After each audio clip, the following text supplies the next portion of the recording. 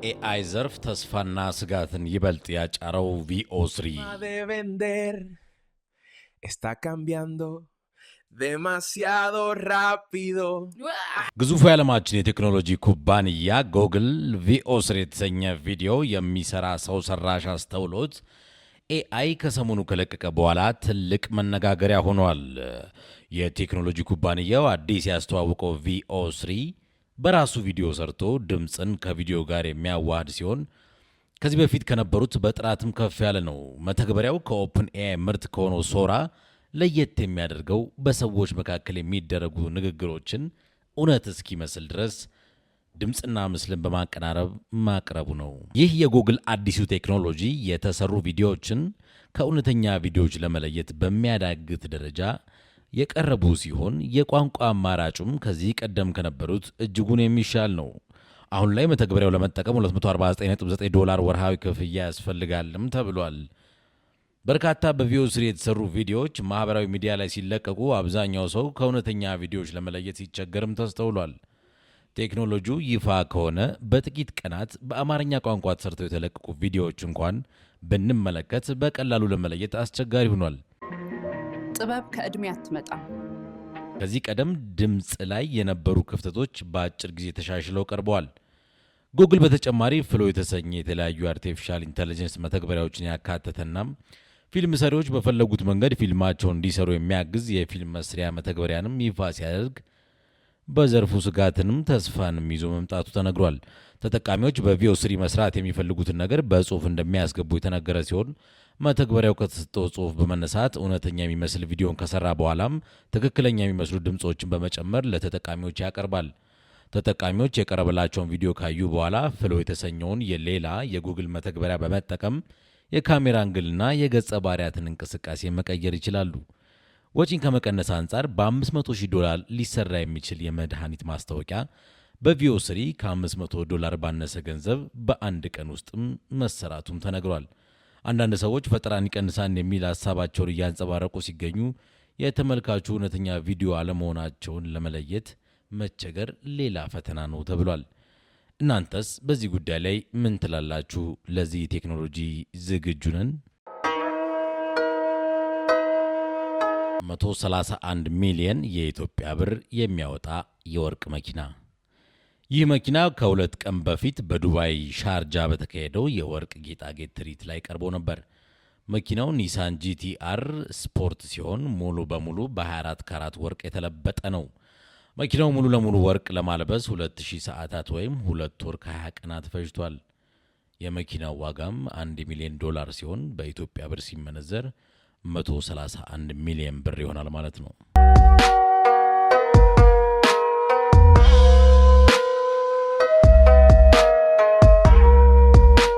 በመቀጠልም ተንኮል አዘር መተግበሪያዎችን ወይም ማልዌር እንዴት እንከላከል? ተንኮል አዘር መተግበሪያዎችን ወይም ማልዌር ትክክለኛ ሶፍትዌሮችን ወይም መተግበሪያዎችን በመምሰል ሰዎች በቀላሉ እንዲሳቡ፣ እንዲታለሉና ለጥቃት እንዲጋለጡ በማድረግ ያልተፈቀደ ተግባርን የሚፈጽሙ ናቸው። ተንኮል አዘር መተግበሪያዎች እንደ ቴሌግራም፣ ዋትሳፕ ባሉ ማህበራዊ ትስስር ድረገጾች ላይ በስፋት እየተሰራጩ የሚገኙ ሲሆን ስማቸውን በመቀየርና እንደ ጤና፣ ግብርና፣ ትምህርት፣ ፋይናንስና ባንኪንግ የመሳሰሉ ዘርፎች ላይ አገልግሎት የሚሰጡ መተግበሪያዎችን በመምሰል ጥቃት በማድረስ ላይ ይገኛሉ። የተንኮል አዘር መተግበሪያዎች ወይም ማልዌር ጥቃቶችና ባህሪያት የእጅ ስልኮቻችን ለአካል ጉዳተኞችና የተለያዩ የጤና እክል ላለባቸው ተጠቃሚዎች አገልግሎቱ ምቹና ቀላል እንዲሆን ለማስቻል ሲባል እንደ በድምፅ ማዘዝ የመሳሰሉ የተደራሽነት አገልግሎቶችን እንደ ክፍተት በመጠቀም ጥቃቶችን ይሰነዝራሉ።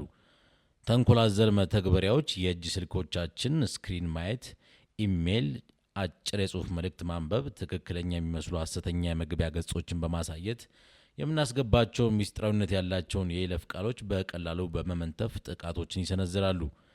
የፋይናንሻል ግብይቶችን ከተጠቂው እውቅና ውጭ ይፈጽማሉ። ተጠቂው የሚጠቀምባቸው ማህበራዊ ትስስር ድረገጾች ላይ በመግባት ለሁሉም ጓደኞች መተግበሪያውን ያዛምታሉ። የአንድ ተጠቃሚን ትክክለኛነት ለማረጋገጥ የሚላከውን የአንድ ጊዜ ይለፍ ቃል ወይም OTP በመመንተፍ ባለ 2 ደረጃ ማረጋገጫን ቱ ፋክተር አውቴንቲኬሽን ያልፋሉ። የእጅ ስልካችንን በመቆለፍ ገንዘብ ይጠይቃሉ። በድብቅ እኛም በመሰለል ለሌላ ቀጣይ ጥቃት ያመቻቻሉ። መከላከያ መንገዶች ካልታመኑ ምንጮች መተግበሪያዎችን ከማውረድ ይቆጠቡ።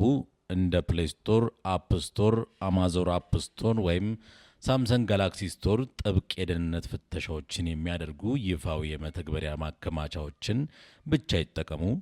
ከአጠራጣሪ ኢሜሎች የሚላክሎትን ማስፈንጠሪያም ሰስፒንሺየስ ሊንክስ ሆነ ፋይል አታችመንት ሳያረጋግጡ ከመክፈት ይቆጠቡ።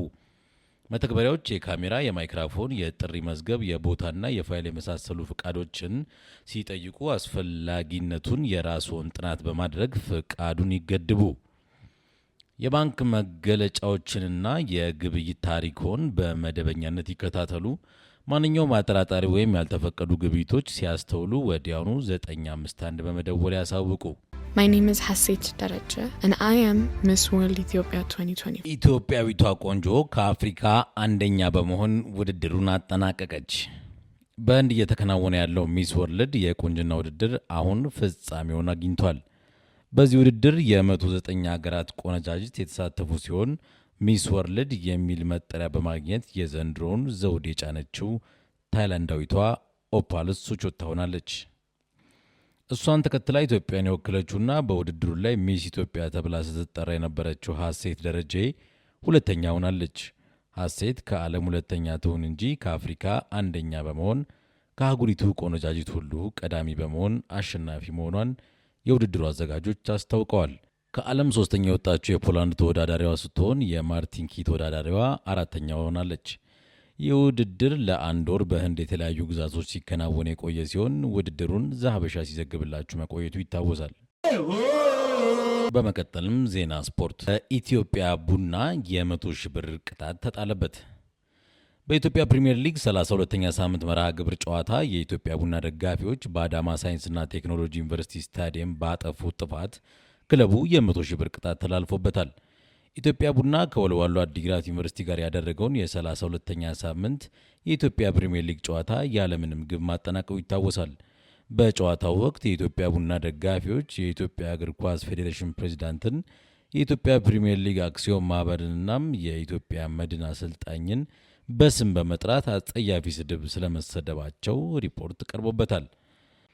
በዚህም ደጋፊዎቹ ላጠፉት ጥፋት ክለቡ በኢትዮጵያ እግር ኳስ ፌዴሬሽን ዲሲፕሊን መመሪያ ክፍል 3 ምዕራፍ 3 አንቀጽ 66 በተራ ቁጥር 4 ሀ መሰረት 100,000 ብር እንዲከፍል የውድድር አመራርና ስነ ስርዓት ኮሚቴ ወስኗል። ሊጉን ኢትዮጵያ መድን በ63 ነጥብ ሲመራው ኢትዮጵያ ቡና በ55 እንዲሁም ባህር ዳር ከተማ በ48 ነጥብ ሁለተኛና ሶስተኛ ደረጃ ላይ ይገኛሉ።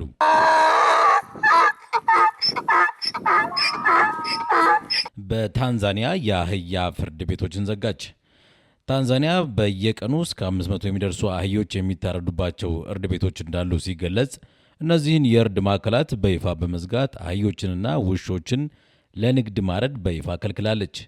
ይህ እርምጃ ለሌሎች የአፍሪካ ሀገራትም ምሳሌ ይሆናል ተብሏል። የእንስሳት መብት ተሟጋችም የታንዛኒያን ውሳኔ አድንቀዋል። የአህያ ቆዳ ለቻይናው ባህላዊ መድኃኒት ኤጂኦ ግብአት በመሆኑ ምክንያት በከፍተኛ ሁኔታ ተፈላጊነቱ እየጨመረ በመምጣቱም የአፍሪካ አህዮች በስፋት ለእርድ ሲቀርቡ ቻይናውያኑም ኢትዮጵያውያንን ጨምሮ በተለያዩ ሀገራት የእርድ ፋብሪካቸውን ከፍተው እየተንቀሳቀሱ ይገኛሉ።